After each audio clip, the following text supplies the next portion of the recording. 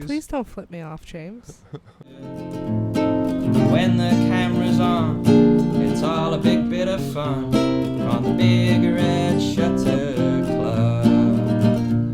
On the big red shutter club. I'll do. So, hello and welcome back to the Red Shutter Club. I'm here today with Ike. Hello. How you doing, man? I'm very well, thank you. I will say that this podcast was built on, looking at brand image and finding success in the music scene. And you are someone that stands out to me with that. Thank you. I appreciate it. I have a weird looking face. No, I don't mean like that. It was the ad that you had for your HMV gig with that funky graphic design thing. Yeah. I saw that for months and I was like, I wonder who that is. Oh. And I met you at Meg Lacey's open mic. Yeah. And I was like, the man behind the photo. I always get like, oh, you don't really have a long neck. And I say, no, I don't. We'll put up a photo People, photo for reference. I really hope you do, because like people come up to me and be like, really, we expected it, and that's why we came down, not for the music, but for the freak show.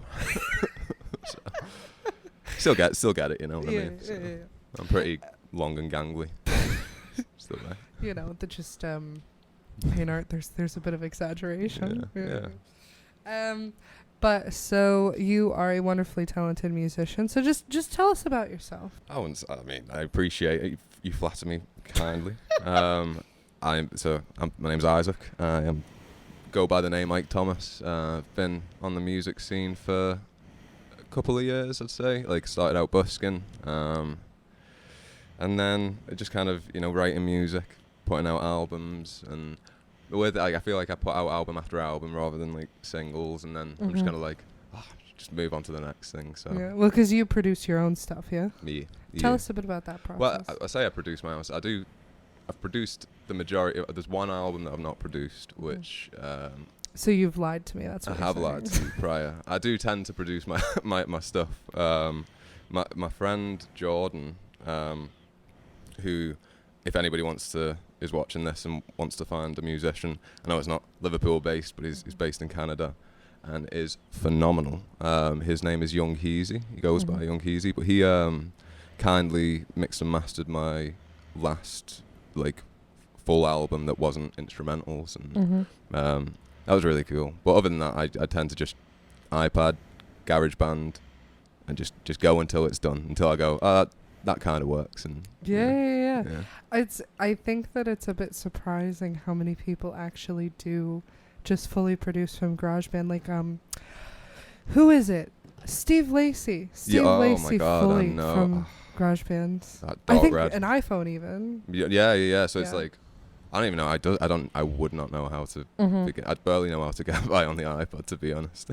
So.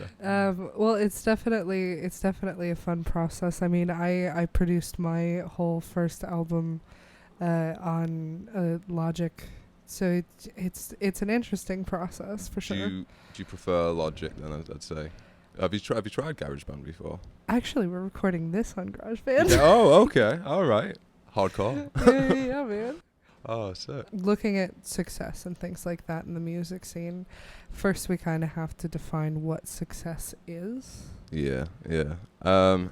It's weird, for me, I started out busking. Now I'm happy enough to say that, after a long time, I've finally come around to, I'm getting gigs in, and whether it's covers or pubs and dotted around the area, which is it's lovely. It's really, really nice, and it's not something that I ever thought, when I first started playing guitar, that was going to happen. But it's definitely, I think it's a weird thing, success, because I think people, rake it up to views or money or, how well you're known and what you're doing. And I truly, I'm a big believer in just, if you have anything to, if you can go out there and put yourself out there, for me, music is the experience. It's a therapy. You can express yourself. You can just get any emotions out that you couldn't otherwise. And it's, again, it's that thing. People equate it to money, but I think it's one of those things. If you really put yourself in that moment of making music and expression, and you do it, and you like people at open mics, people busking in the street, people singing at karaoke, you know, people expressing in art as well. It doesn't have to be music. I think success should just be the experience of, you know. I watched before I came here, watched the Duncan Trussell clip on TikTok, and he was saying it's the negative, like people like chase this idea of positivity, and that in turn makes it a negative experience. So it's that thing of just accepting a negative experience. So like for me, like at busking, you're gonna get a lot of people come up to you and say, hey, you're not very good. I get that. You know, I don't know about anybody else. I'm sure everybody else is phenomenal, and I'd never go up to somebody and say that, but I've had my fair share of that. Had my fair share of that at gigs as well, you know.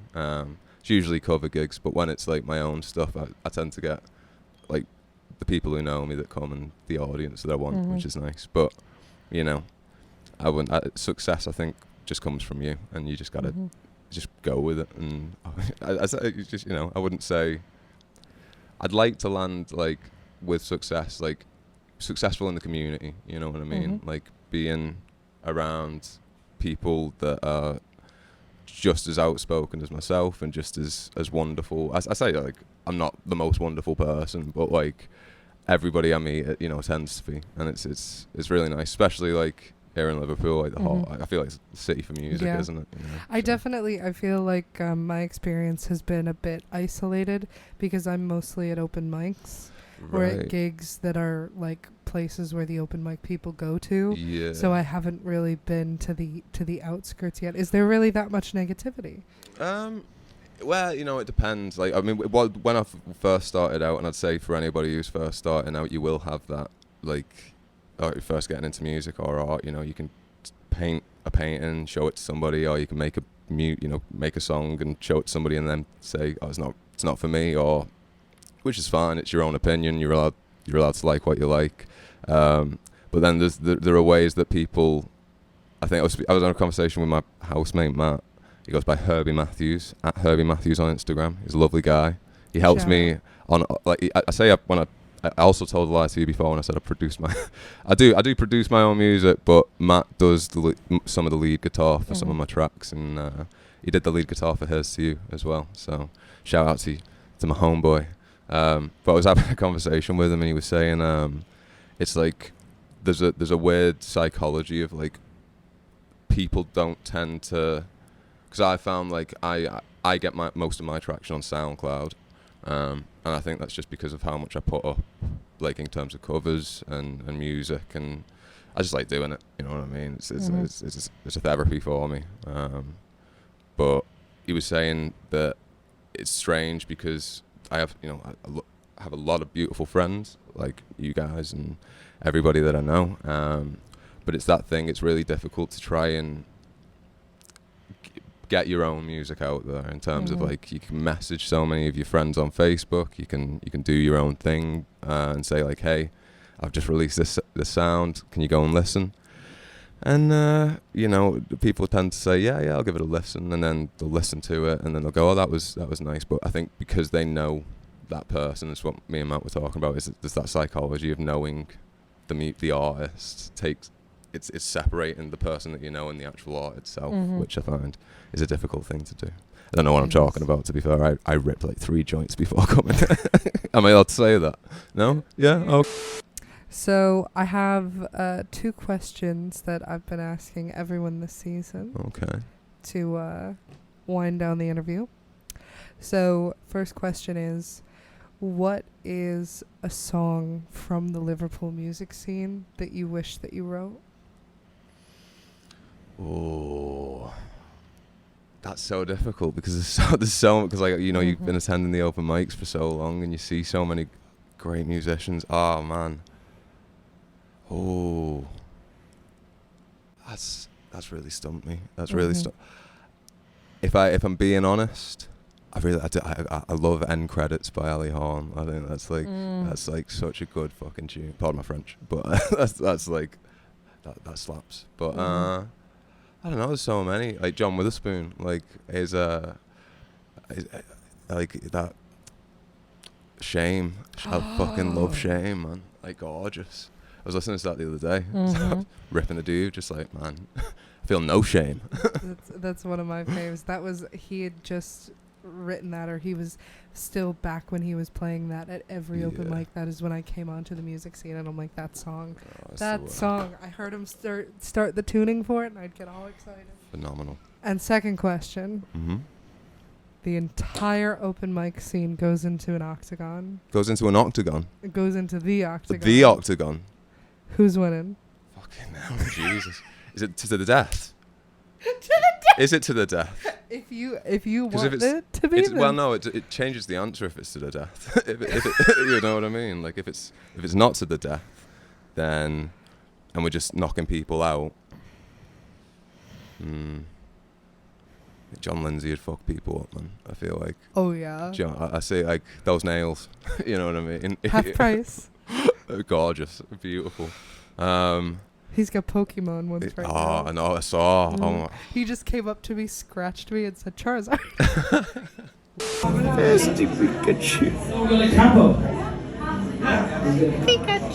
This is Shannon's idea. I'm just embracing it. I don't know. Can't bet on myself, can I?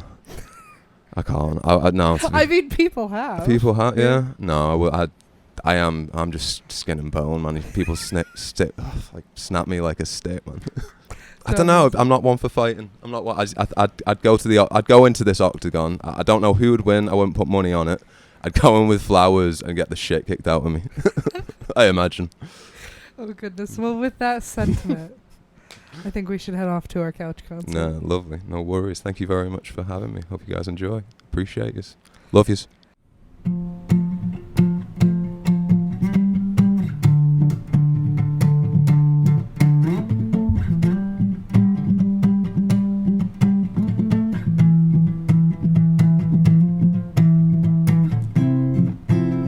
She's waiting in the garden, tulips in her hair. You freeze up while she's standing there. You don't know if you should get going, but the night is young. She's only just begun. Her blue lips and oval eyes. There was a time you wanted her by your side, but nothing set in stone, or so I've been told, but she didn't know. Is it true you've been feeling blue, or so blue? Well, what can we do? Is it true she never meant the same to you? Is to you and only you. Da da da da da da da da da da da da da. Now nobody's waiting for him. He's all on his own again. Poor boy's alone again. Hey, lighten up, kid. Don't have regrets for all those things that you did. Is it true you've been feeling blue, oh so blue? Well, what can we do? Is it true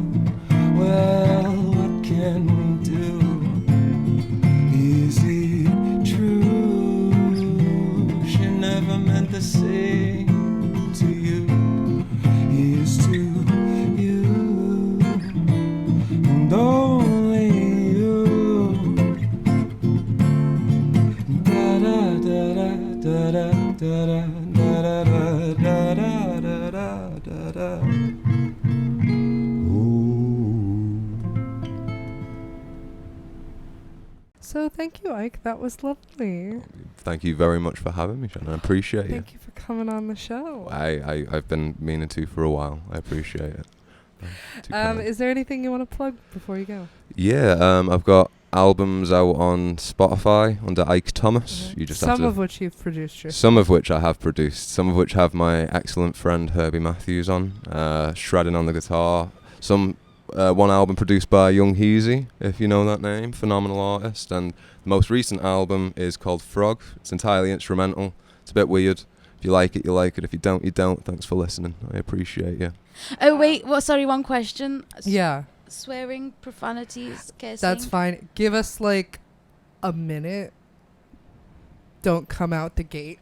Hello and welcome back to the Red Shadow Club. I'm here today with the lovely Giorgia Bortoli. Hello, darling. Hi. Hello.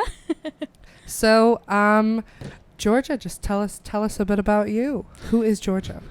Who am I? The existential questions already. I'm Giorgia Bortoli. I am a pop music artist from Liverpool. I'm also half Italian. That's why my name's so long and convoluted and no one can spell it. But my music covers topics of fat phobia, body positivity, love loss and hoodoo, mixed with a beat that you can't help but move to. Yeah. Do we have that trademarked yet? It should be. It needs to be. Yeah. I feel like I say it whenever anyone asks me. That's what I say. That's Well, my little tagline. It's better than my response. My response is people ask, "Oh, what are you doing?" I'm like, oh, "Beats me. I don't know." I know exactly. I needed to come up with something, otherwise I'd be like, I don't know what to do. Yeah. So it is my understanding that you've got quite a crew behind you as well. Yes, I'm busy assembling my team slowly but surely. I started off with like a stylist. I found a stylist called Roxanne Gates, and then a makeup artist called Meg Hankin, and like we collaborated together on photo shoots, and then we took that to doing music videos as well. So like the first music video I released was for my song Summer Body, and then I set up these dance workshops for people to come along. It was mainly for plus size people, but I've opened it up for kind of anyone who is in a marginalised body, part of a marginalised community. Just a safe space, because especially like with my experience of the dance industry, the dance world, they're not very welcoming of people in bigger bodies. We get shoved to the back. I've got a lot of trauma surrounding that. And it was just a way to kind of work through the trauma, but also be creative and create a community where people can come together and make art. And then these amazing dancers that all came to me workshops have got to take part in the music video too, which is amazing. And like we've all become such close friends and stuff. And then like my final part of my team is my amazing band that I'm getting together, and in the next few weeks we'll all be sorted. I've got an amazing pianist, Millie, who you'll meet later or before or whatever that's gonna get shown, and an amazing guitarist, James, as well. And I'm hoping to expand. We're meeting a bass player and a drummer next week, so it's all going good. So how long have you been in music, or what brought you to music then? I feel like I've always been in the music community. Like when my mum was pregnant with me, she was in Centre Sound in the choir, and then I was born watching the show. Like I was there as like 6 weeks old, listening to them all sing. And it's mad, like now as I'm an adult, I've sang with Centre Sound and I've been part of that as well.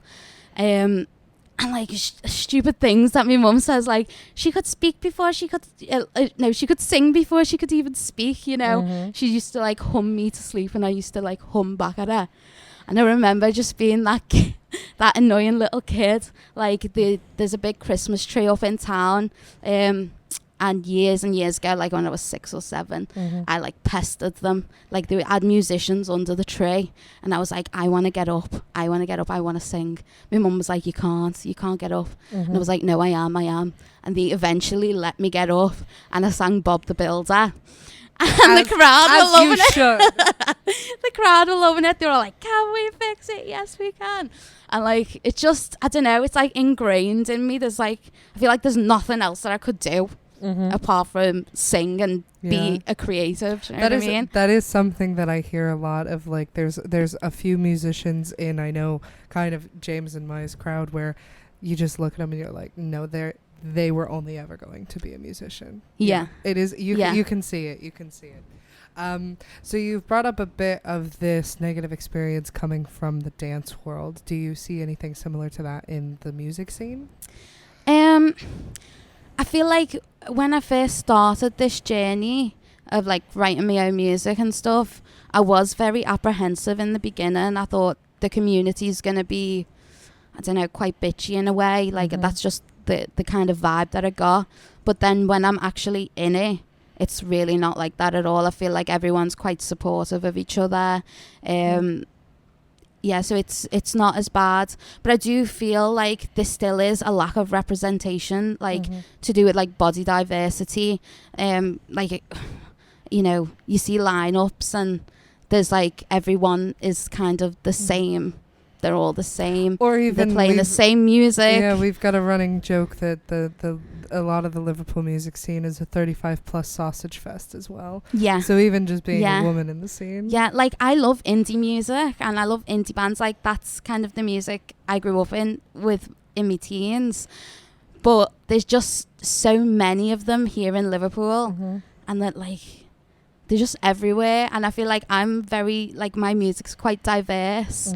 And sometimes it's really annoying. Like, you get kicked back, you know, from gigs, opportunities and stuff because you don't fit what they think should be, you know, on the bill.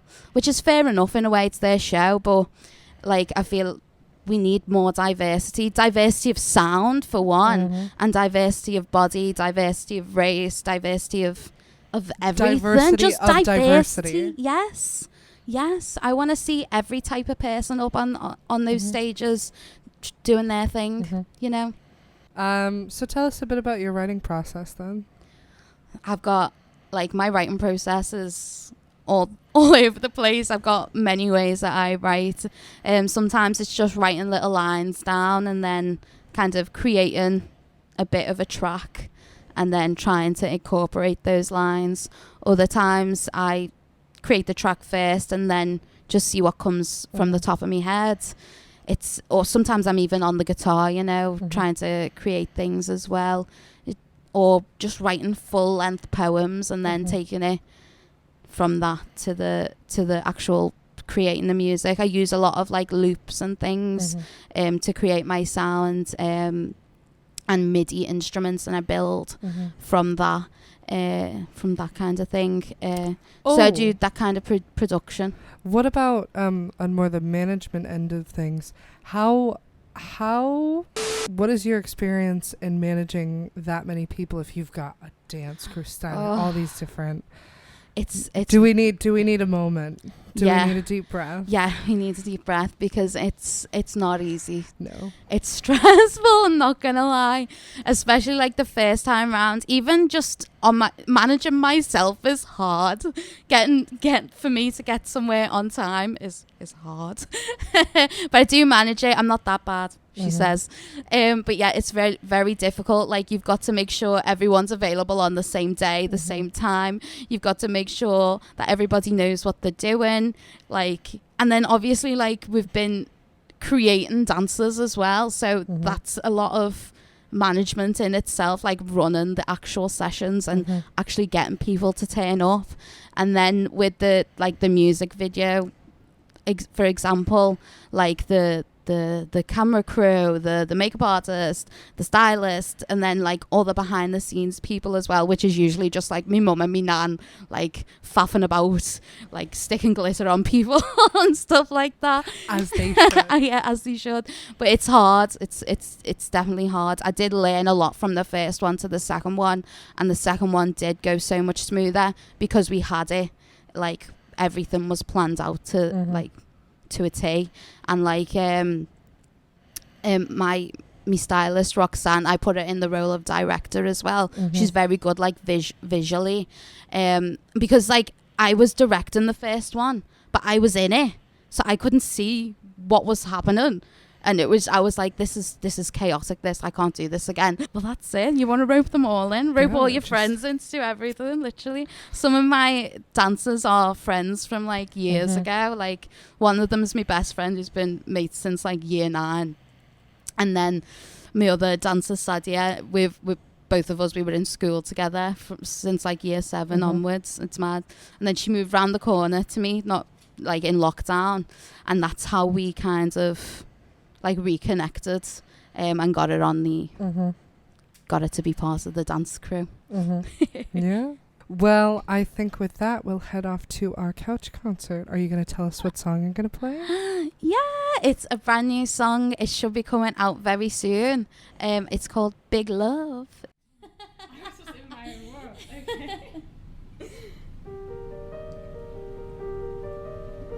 Big, big, big love. I got that big, big, big love. Sweet, sweet, sweet love. I got that big, big, big love. Confusion bounding over as you step up to my plate. I try to recontextualize like somehow this is fate. For minutes and seconds now we're standing face to face. Time standing still as you bend to my will. 'Cause I am in control. Big, big, big love. I got that big, big, big love. Sweet, sweet, sweet love. I got that big, big, big love. Don't matter me, it's how you wanna scan the skin of love. 'Cause we all know that thicker they are, harder that they go. I wish I could just play pretend and say you're in control, but they know I play the leading role. And I am in control. Yeah, big, big, big love. I got that big, big, big love. Hot, hot, hot love. I got that big, big, big love. Skin to skin, bodies entwined. All you had to do was free your mind. Forget what you've been told about a big love like mine. And we'll be lost in a world where you love me, where you love me till the end of time. Big, big, big love. I got that big, big, big love. Sweet, sweet, sweet love. I got that big, big, big love. Hot, hot, hot love. I got that big, big, big love. Big, big, big love. I got that big, big, big love.